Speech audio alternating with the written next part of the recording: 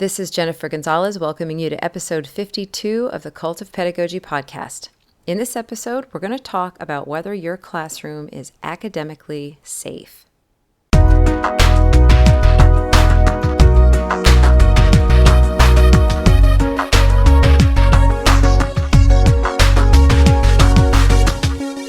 I get topics for blog posts and podcast episodes from a lot of different places. Sometimes they come from listener questions, some from things I read, others come from my own experiences as a teacher, and some come from things that happen with my own kids. I have 3 of them, and currently they are 9, 10, and 11 years old. They're in grades 4, 5, and 7.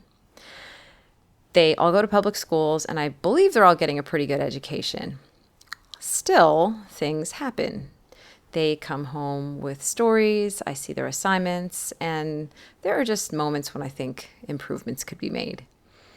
And so today I'm going to talk about something I have noticed with all 3 of them over the years. It's a disconnect that's happened between them, their assignments, and their teachers that I think has an easy fix. We just need to be aware of it.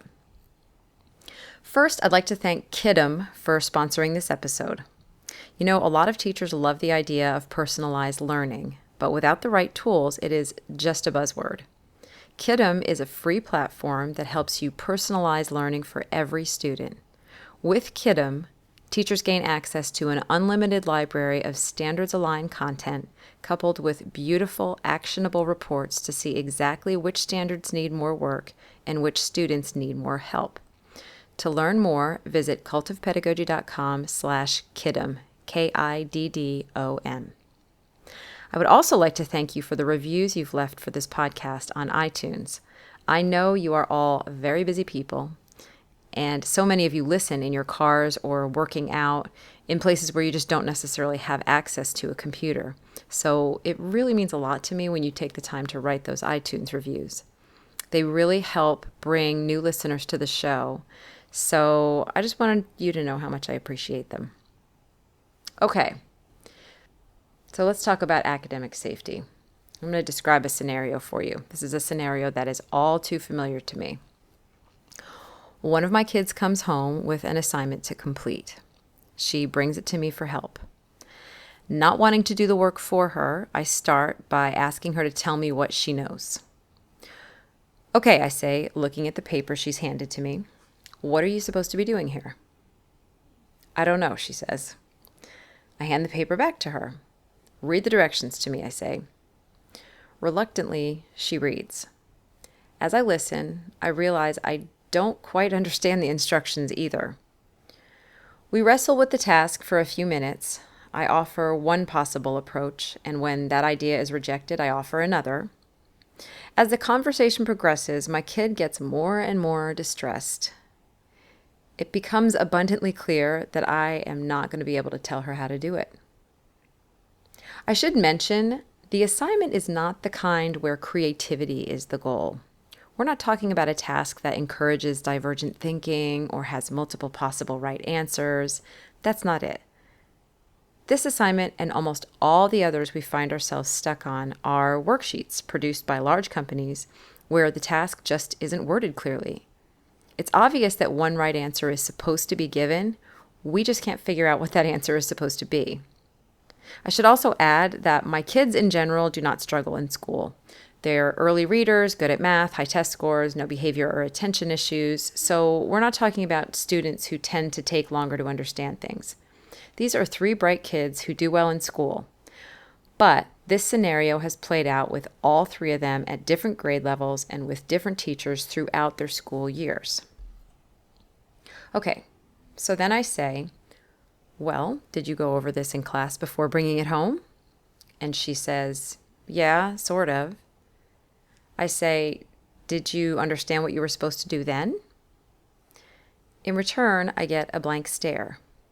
Not really. And here's where I start to get irritated.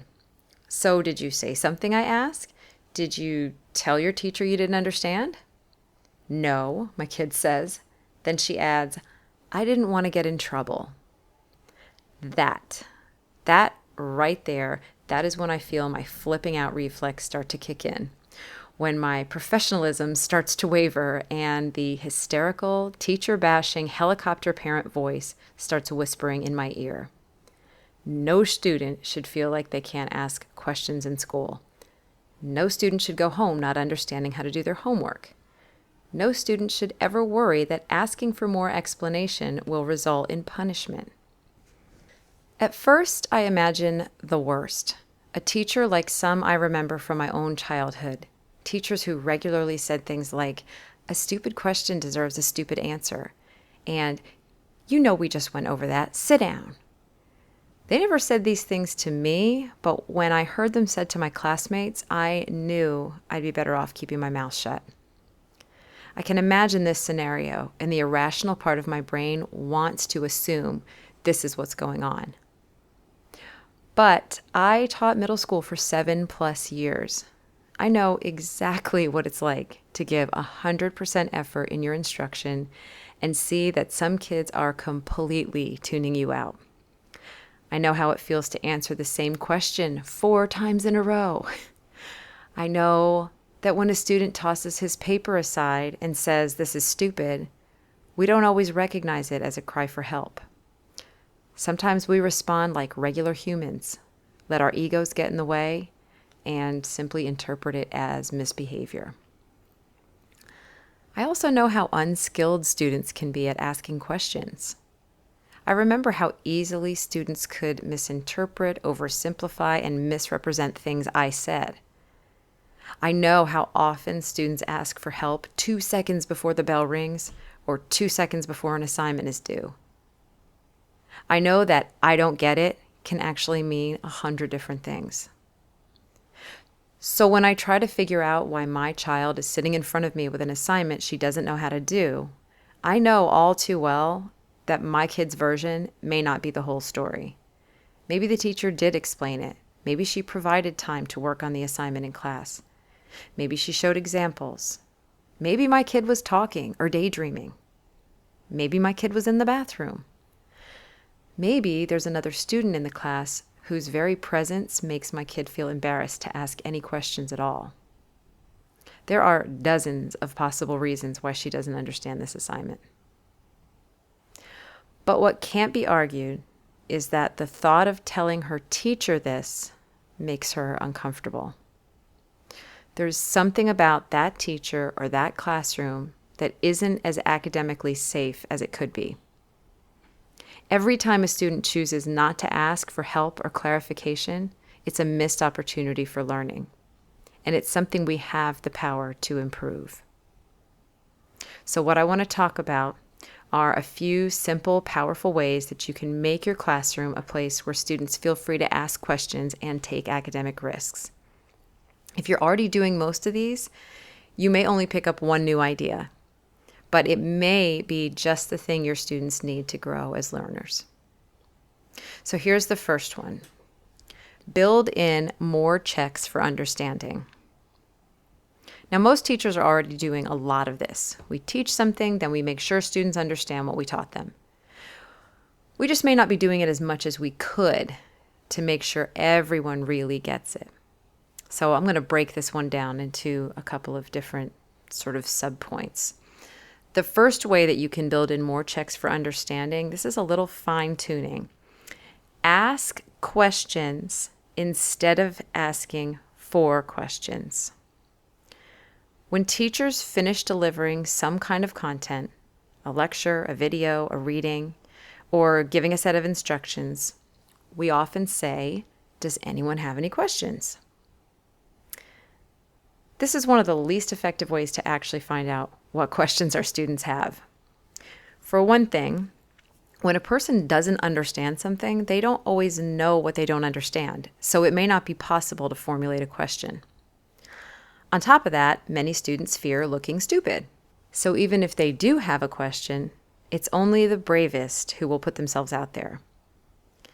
So instead of asking, "Are there any questions?" ask targeted questions to see if students understand what you just taught them.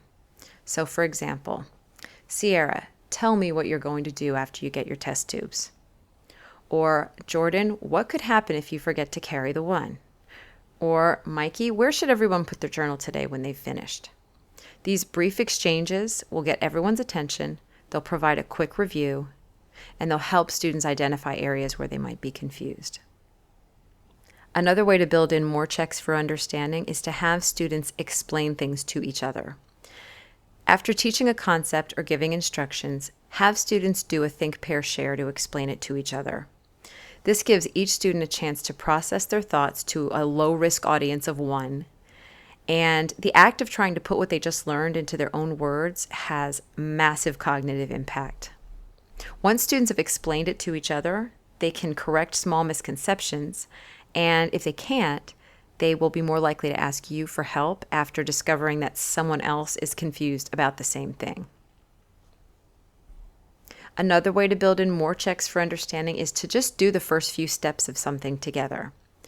So instead of assigning something and then sending students off to do it on their own, provide time to get started together. This is actually a classic model. There's something in education called the I do, we do, you do structure, where the teacher models the task themselves, and then everyone does another example of the task together. That's the we part. And then finally, the student is released to do it their own. It's a gradual release of independence on a topic. Using this kind of scaffolding in most of your tasks, it takes a little bit of extra time up front, but what you're doing is saving yourself a lot of time that you'll spend later on having to reteach it to students. And finally, another way to just build in more checks for understanding is to have students score a sample completed task. So when you're giving a more complex assignment or project, give students a completed sample. And you may want to make this one with a few problems built in and have them evaluate it, have them score it. This forces students to pay closer attention to the assignment criteria, and it'll call everyone's attention to areas that may be unclear. By the way, if you create this model, you're doing the assignment, and this is something that we call dog fooding. If you listen to episode 20 of this podcast, I explain all about what dog fooding is, but very briefly, it is the practice of doing your own assignments as if you were the student to look for problem areas.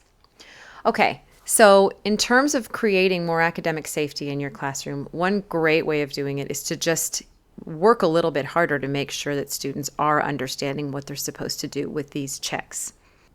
Asking students questions instead of waiting for questions, have students explain things to each other, do the first few steps together, and have students score completed tasks.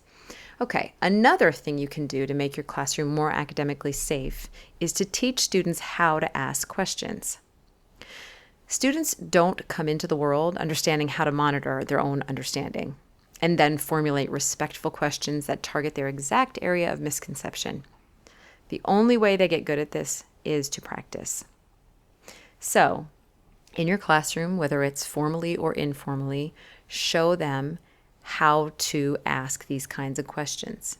And you may want to provide question stems that show them the kinds of questions that they could ask. So here are a few examples of the types of questions they need practice asking. One starts with, "This is what I do understand." Have students practice summarizing what they know up to the point where they get stuck. Another kind of question would be if they start by saying, "Can you tell me if I've got this right?" So basically saying, okay, let me tell you what I understand. Do I have that right? Because even if students think they get it, it's a good practice for them to just do a double check. Another question that you can teach them to ask is, "Can you please show another example?" Have students start to recognize when they think they have it, but they feel like it would be a lot more solidified if they just saw one more example. And another kind of question kind of like that is asking, "Could you explain that one more time?" Sometimes they just need you to explain it more. They're not even ready for the examples. They need you to explain it one more time. And if you teach students that they should feel comfortable in your class asking, especially those two questions, "Can you show another example and can you explain it one more time?" That right there sends a really powerful message that your classroom is a place where they should be asking those kinds of questions. And one other question stem that I think is valuable is it blank or blank? Sometimes they think they have it, but there's an area where they're a little bit confused. Am I supposed to do it this way or that way? Or is it this word or that word that we're looking for, or whatever it is? Sometimes just giving them that structure of the question makes them realize that they may be mixing up two things. So by making that a habit, to encourage students to ask those kinds of questions, it teaches them basically how to monitor their own learning and get what they need. The third way that you can make your classroom more academically safe is to provide time for private questions. If the only time students are given to ask questions is when the whole class is listening, some students may never raise their hands, ever. And the reasons could run a whole lot deeper than basic shyness. Here are some possible situations when a student may not feel comfortable asking a question in front of the whole class. Students who are aware that many of their classmates are academically stronger than them and don't want to look stupid. Students who have a crush on someone in class and would rather die before putting themselves out there. Students who are currently embroiled in some kind of argument with another student. Students who are being bullied by another student. Students who just this morning found a huge zit on their forehead, or have some other totally embarrassing physical situation going on. I could go on and on. The possibilities for humiliation are endless. So make time for your students to approach you privately with their questions. That way you'll definitely get more of them. And if you allow students to ask each other questions first, or establish what we call an ask three before me policy, which is where they have to ask three of their peers a question before they come to you, you'll cut down on the number of times you have to answer questions directly, while still giving students a chance to clear up misunderstandings. So far we've gone over 3 different ways that you can make your classroom academically safe. Build in more checks for understanding, teach students how to ask questions, provide time for private questions, and the fourth one is to create contingency plans. It's really frustrating to be working on your own, find yourself in a tight spot, and not be able to get the help you need right away. Students need to know what they should do if they're stuck at home or in school and you're unavailable to help. So here are some examples, and I think you could handle this with just a discussion with students, and maybe just make a sheet of guidelines for them, what to do if you're stuck. One question to talk about and make a decision about is it better to make a wild guess or leave an answer blank? What do you prefer? What do your students think? What would be the consequence of doing one or the other? Another question is, what if their school-based resources, the textbook or a worksheet or whatever it is that they've brought home, doesn't have the information they need? Is it okay for them to look for more information online, or would you rather they stick just to the materials from class? Another question is, if they don't understand a question, is it okay to write, "I didn't understand"? Could they also add an explanation of why they didn't understand? If you let students do this, it would show you that they didn't just give up or blow off the question, but that they had a question that couldn't be answered. And finally, is it acceptable to give 2 different responses to the same question, along with a brief explanation for each interpretation of the question? These are all things that I've suggested to my own kids. I've said to them, go ahead and bring it in and tell her you did not understand how to do this one. Shock and horror when I say that. It's like, no, I can't. I'll have to sign or I'll clip down. And I'm thinking, really? Really? You're going to get punished for saying you didn't understand? And to me, I'm thinking, well, either this teacher does not value learning very much, or my kid misunderstands the rules in that class and they need to have more discussion about what they should do if they're stuck. So creating contingency plans would be a great idea. This would be a really good use of 20 minutes in your class of talking about what to do when you're stuck. So finally, the last thing that you can do to make your classroom more academically safe is to ask your students. One of the fastest ways to understand how your students feel in your class is to ask them. Now, you could do this one-on-one, but that would be incredibly time-consuming. And if students already feel intimidated by you, they may not be very forthcoming. It's a lot more efficient to survey your students in writing. And in this survey, you can ask them questions like whether they feel comfortable asking questions in class, or if they feel they can get help if they need it, if they feel comfortable asking questions in front of their peers, if they feel that there are other people in the class who can help them. All kinds of questions like that, just to see what the vibe is in your classroom. Now, if you really want to take an accurate temperature of your class as a whole, you will make the surveys anonymous, and then that way kids can really tell the truth. But that'll just give you a big picture idea of what your classroom is like. Now, if you are looking for more individualized feedback to find out, which students are comfortable and which students are having trouble, then have them put their names on them. You just may not get answers that are as honest as they would be if the surveys were anonymous. Now, over on the website, I actually have links to 2 forms that I've created. I call them the How's It Going form. I've got an elementary version and a secondary version, and these are pre-made forms that you can use to ask these types of questions. These are sort of mid-year, mid-semester surveys that you can give students to ask them lots of different questions, just so that you can find out before the term is over how things are going, so that you can make corrections as you go. So those are my suggestions for making your classroom more academically safe. To read the blog post for this episode, go to cultofpedagogy.com/pod and click on episode 52. Thanks again to our sponsor, Kiddom. Learn more about them at cultofpedagogy.com/Kiddom, Kiddom. And to get weekly updates on all my newest stuff, sign up for my mailing list at cultofpedagogy.com/subscribe. Thanks so much for listening, and have a great day.